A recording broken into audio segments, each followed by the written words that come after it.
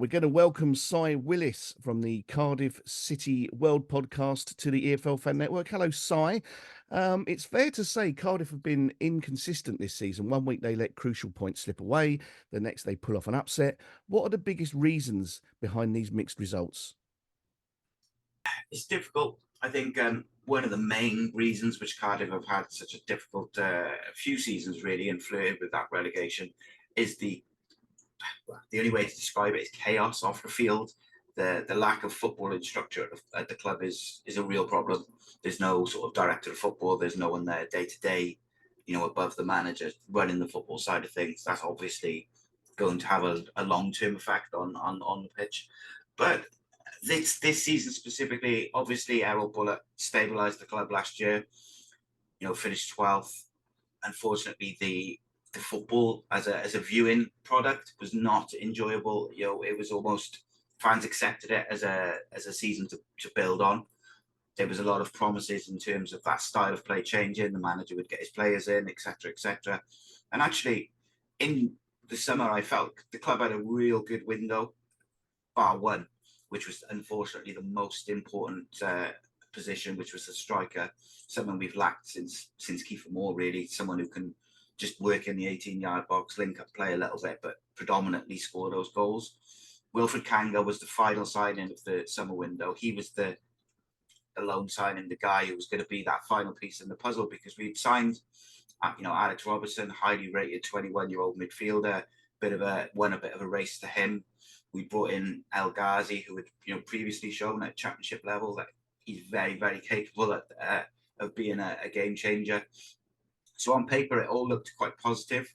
Unfortunately, 6 games into the season, it became clear that it wasn't going to work with Errol Bullock. We scored 1 goal, we had 1 point. This striker who we brought in, Wilfred Kanga, did not even look like scoring, let alone scored. So that was obviously a big issue. And Omar Rhys came in. There was an immediate change in the playing style. Even in the first game, we lost 4-0 to Hull in his first game. But you could see a big difference in the way that we were trying to set up the patterns of play, just moving the ball a bit quicker. And he had a bit of I wouldn't say a purple patch. We didn't quite have that, but we had a good start under him. It was an improvement. It was certainly much more pleasing on the eye and exciting for fans to watch.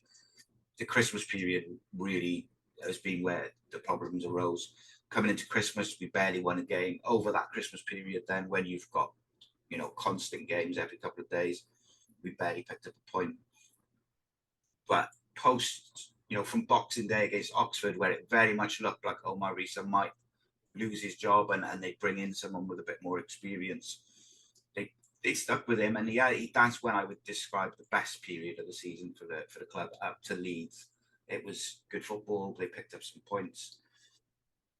Unfortunately, the defensive mistakes has been the most common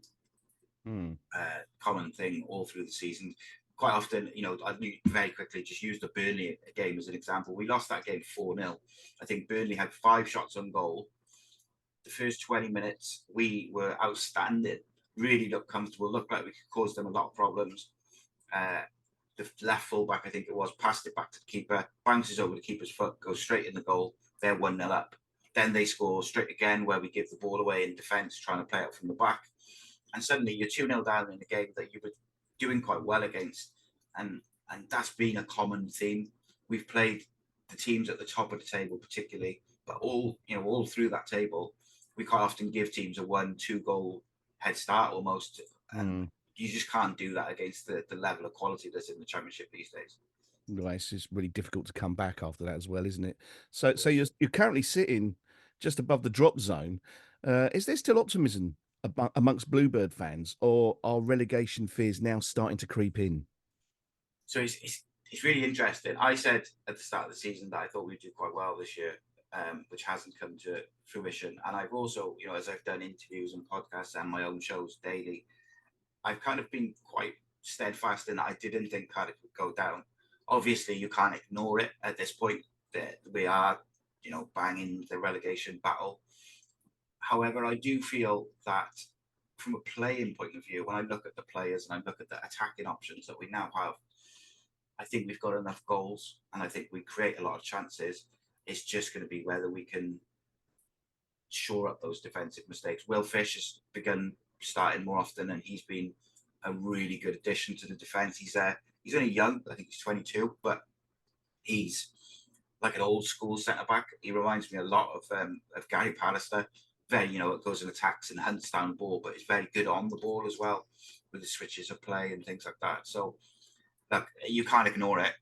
They've got 8 games left. They probably need to win 3 and draw a couple to stay up.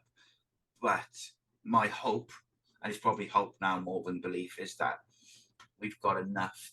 The group is quite together now, whereas under Errol Bullock, there was a lot of dissension and a lot of arguing going on between the players and little cliques and things like this. But that has changed now. They are very together as a group. And I think, and as I say, probably more hope than belief at this point, because we're in it. But there are teams, I think, Stoke have lost 4 of the last 5. They're right above us. Even as far up as Swansea and QPR, Swansea play Leeds tomorrow. If they lose and the other results go against them, they could be dragged into it. But I still think there'll be 3 teams worse than us, hopefully. Well, yeah, I mean, this is always the hope, isn't it? When you're in a relegation scrap, you keep as much eye on other results as your own. That's the thing, isn't it? So what is your take on Omar Reza's stewardship since his appointment? Is he the right man to steer Cardiff away from a potential relegation scrap? I mean, that remains to be seen. Ultimately, the proof will be in the pudding, won't it? Is whether they stay up or go down. I think I've said a couple of times recently on my stuff that I think he's the right guy at the wrong time. I felt like, I did a show when he was appointed, and I said that I think he's been set up to fail. He's been set up to take the blame, because I felt like when they brought him in, he made a good start as an interim manager. As soon as they made that decision to keep him till the summer, they had to give him an experienced member of staff, whether that was an assistant or someone just within the club, a consultant, even just somebody who had been there and done it in the Championship that he could bounce ideas off, take advice from. And when it gets to those high pressure situations, is someone who has, as I say, been there and done that. Cardiff have got a very bare basic coaching staff. You've got Richard Shaw, Darren Pearce, Gavin Ward's the goalkeeper coach, and Tom Ramasolt. Apart from Tom Ramasolt was a first team coach previously with Errol Bullock and the regime before that as well, I think. Darren Pearce was the under-21s manager until they sacked the manager. Richard Shaw came in about a month and a half ago. They are very inexperienced coaches. I think they've done a really, really good job. Not amazing job, not incredible. I don't think Omar recently you could say he's done an incredible job.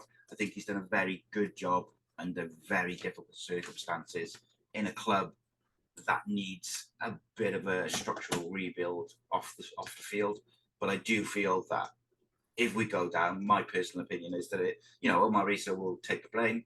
Omar Reza has to take some responsibility, of course, because he's ultimately picking the team. But I do feel like he hasn't been given the tools and the personnel to give him the best chance of staying up, shall we say. How much of a blow has it been not having Aaron Ramsey available to you? The Bluebirds confirmed last week he'll play no further part in this campaign after undergoing hamstring surgery. He's been sidelined for much of the season. So how much of a blow has it been not to have him available? I mean, it's massive, because I don't think it's a controversial statement to say, at his best, when he's fit, he's probably the best player in the Championship. But unfortunately, he hasn't been able to escape those injuries. And look, it's been an ongoing theme. You can't ignore that from when he broke his leg early in his career. He's picked up these muscular injuries. It's such an unfortunate thing, because I've said many times, I feel that if he doesn't break his leg and have such a serious leg break, at that point he goes on and becomes easily a top 10 midfielder in Europe. He is that talented, and we've seen it in glimpses at Arsenal and Juventus, and for Wales in the 2016 Euros. Bale took all the plaudits, but Ramsey was the linchpin. But Ramsey was the one who, in the semi-final against Cristiano Ronaldo's Portugal, he was the big miss where he was suspended. He was the one that we just missed in the middle of the park, marshalling everything. And that's been the same for Cardiff.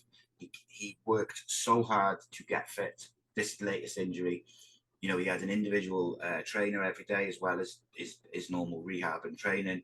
He put a lot of his own time and effort and, you know, finances and stuff like that into it.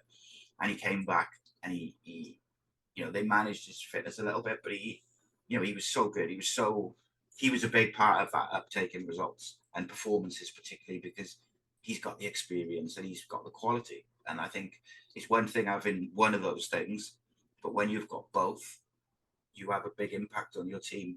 And most of all, Cardiff lack leaders, and he is without a doubt a leader in that group. He's constantly talking to the players, and we've got quite a young group as well. So, you know, if you've got, particularly for, say, a Ruben Colwell, who's a young Welsh player, 21, 22, having the Welsh captain in your side and training with him every day is going to have a massive effect. Yeah. So, yeah, it's a huge blow, because I feel, as I said, I do feel the players we've got probably aren't a team which should be fighting relegation, but unfortunately for a lot of different reasons, and some of them is on the players. You know, they've got to take a bit of responsibility that they've switched off at times defensively. They maybe haven't taken the chances, or performances haven't been up to it. I would point to the Luton Town game recently. That was a massive game for us, home, on the back of a good result against Hull. We knew the importance of it, and that was also on the back of, it was on the back of 3 losses. We played Villa in the Cup and played very well. We played Burnley and lost 2-1, but we should have won that game against Burnley at our place.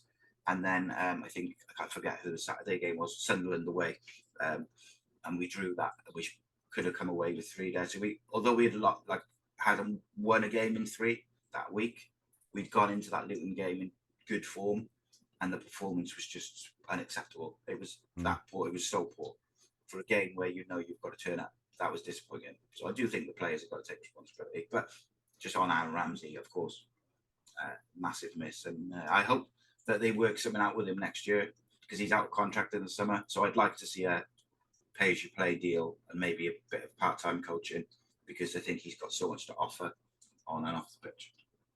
Going to have to wrap, Si. Just before we do, it's the first time you've been on, so let everybody know where we can find your podcast.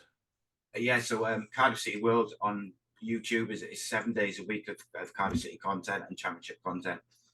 You know, from vlogs and podcasts, live shows, interviews with ex-players. We had Don Cowie on last night, and obviously you can find that on the TalkSPORT fan network as well, the audio versions of all that stuff. So it's 7 days a week. It's a lot of good content and good people contributing to it. Si Willis from Cardiff City World, it's been good speaking to you. Thank you very much for coming on the EFL Fan Network. Thanks so much for having me. Cheers.